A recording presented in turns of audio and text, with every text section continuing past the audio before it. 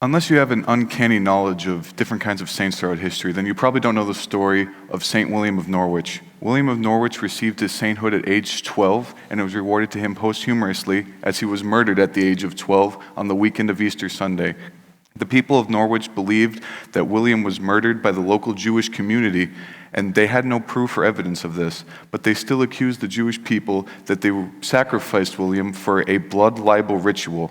These rituals were a farce. There's been no historical evidence of any of these occurring, but it was believed that Jewish rabbis would kidnap Christian children and bleed them to death and use the blood in a ritual for some kind of Hebrew mysticism, as they like to call it.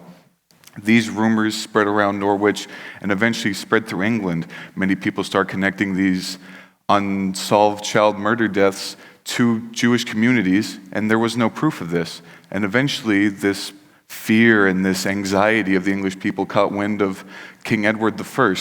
And King Edward I, he had to act, he had to defend his people. And the information that he had told them that there were Jewish communities out there that were murdering young, innocent people in the name of their religion. And so he signed the Edict of Expulsion, which removed all Jewish communities in England, forbade them from returning, and all their property was stolen.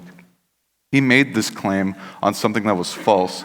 The incident of St. William was referred to in the Church Quarterly Review, published in the 19th century, as one of the most notable and disastrous lies in history, and it was all based on propaganda. And when we think of propaganda, we often think of incidents such as these, or in World War II of Nazi propaganda.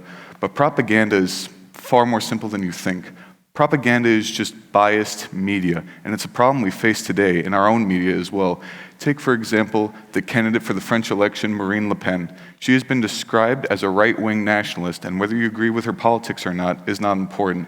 But depending on where you get your information from, you may have a different opinion of her. If you read liberal sources, such as Huffington Post, you would find an article that warned the French people of a Trump-Le Pen axis.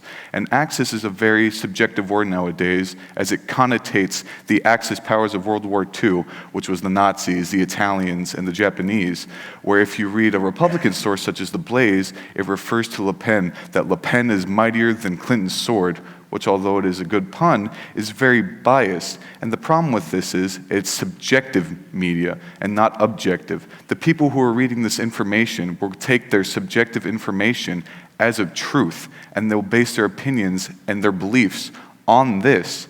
And that's a huge problem, because a blind devotion to any cause or organization is extremism. And so that's why the people that I want to stand up and who I want to focus on is you. I challenge you to challenge what you read.